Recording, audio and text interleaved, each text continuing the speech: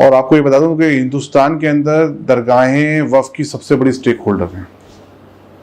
अगर ज्यादातर प्रॉपर्टी आप देखेंगे तो वो दरगाहों से अटैच हैं जो वक्फ हैं जी। इमाम बाड़े भी दरगाहों से जुड़े रहते हैं, कई कब्रस्तान दरगाह से जुड़े रहते हैं, खानकाहें होती हैं, दरगाहें खुद भी वक्फ होती कई जगह। और होता क्या है, वक्फ बोर्ड ने सबसे ज्यादा परेशान जो किया वो दरगाह वालों को किया है, दरगाह के सज्जादा नशीनों को किया है। वो एक तरह से हाकिम बन के बैठ जाते हैं ना, सज्जादा नशीनों को काम करने देते हैं। सज्जादा नशीन एक स्पिरिचुअल लीडर होता है, उसको अपनी रस्म रिवाज भी करने होती है, लेकिन वो वक्फ बोर्ड से उलझा रहता है। और ज्यादातर लिटिगेशन जो देखेंगे ना पेंडिंग है, वो between the Waqf board and dargah ये मिलेंगे आपको। तो इसी मकसद से हम लोगों ने शुरू से ये डिमांड रखी कि वक्फ के अंदर अमेंडमेंट किया जाए और दरगाहों के रूल को भी प्रिस्क्राइब किया जाए, डिफाइन किया जाए। और हमने दरगाह बोर्ड की डिमांड भी करी, अलग से दरगाह बोर्ड बने, ठीक है, वो हुकूमत को अभी उचित नहीं लगा, नहीं आया। लेकिन वक्फ बोर्ड के अंदर जो करप्शन है, वक्फ के अंदर जो जायदाद को लेकर के खुद किया गया, उसको लेकर के ये मेरी ही नहीं कई तंजीमों की डिमांड थी कि इसके अंदर अमेंडमेंट करके ट्रांसपेरेंसी लाया, उसको इफेक्टिव बनाया जाए और करप्शन को दूर किया जाए। तो एक टारगेट शुरू से था हमारा, एक नीयत शुरू से थी इसको करना है। तो जब हम ऑलरेडी डिमांड कर चुके थे, तो अब कोई लोग कहते हैं उनके हिसाब से, उनकी मंशा के हिसाब से अमेंडमेंट नहीं हुआ, तो ये डजंट मीन ऐसा नहीं होना चाहिए। बिल्कुल अमेंडमेंट सही हुआ है।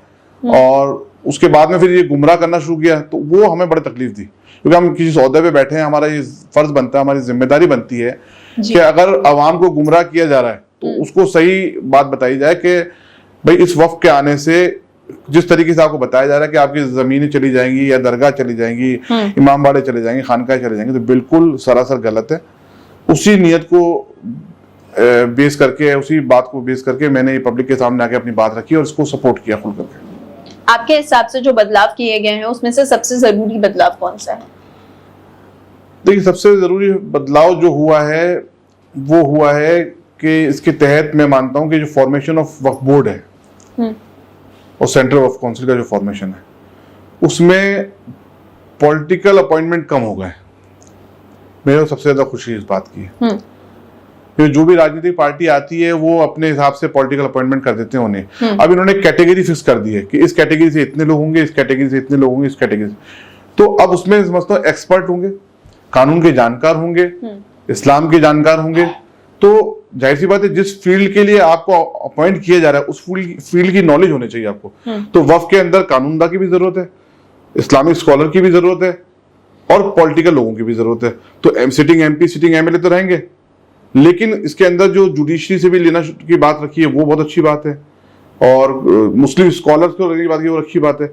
अभी ज्यादातर मुश्किल जो अपॉइंटमेंट है आप देखिएगा पॉलिटिकल अपॉइंटमेंट थे। अभी भी आप किसी वक्फ बोर्ड के नुमाइंदे जाके बात करेंगे, वक्फ की डेफिनेशन पूछेंगे तो वो नहीं बता पाएगा। तो सबसे अच्छी बात तो मुझे फॉर्मेशन लगी।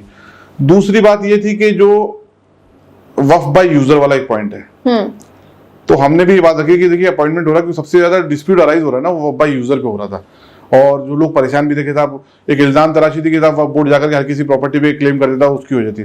तो हमारी बात यही थी कि आज की डेट तक, जिस डेट से ये एक्ट लागू हो रहा है, उस डेट तक जितने वक्फ बाय यूजर के तहत भी प्रॉपर्टी रजिस्टर्ड हो चुकी हैं वो सारी सिक्योर हो चुकी है, सिवाय उन प्रॉपर्टी को छोड़ के कि जो डिस्प्यूटेड है या जो गवर्नमेंट का क्लेम चल रहा है। अब गवर्नमेंट का क्लेम ये 10 सालों में नहीं, पुरानी गवर्नमेंट का भी क्लेम चल रहा है कई वक्फ की प्रॉपर्टी पे। तो हम ये इल्जाम लगाएंगे नहीं सर गवर्नमेंट ने खुद की क्लेम की प्रॉपर्टी को सिक्योर कर लिया, नहीं।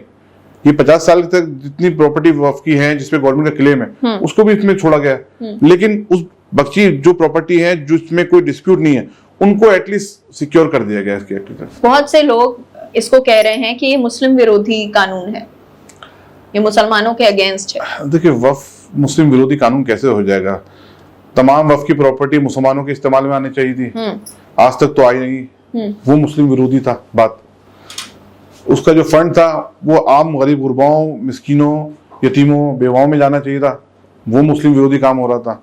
सिर्फ एक पर्टिकुलर गैंग, क्या तो वो लैंड माफिया की हो या कुछ रसूखदार लोगों की हो, जो इस सिस्टम को समझते थे, उन्होंने उसका यूटिलाइजेशन किया आज तक।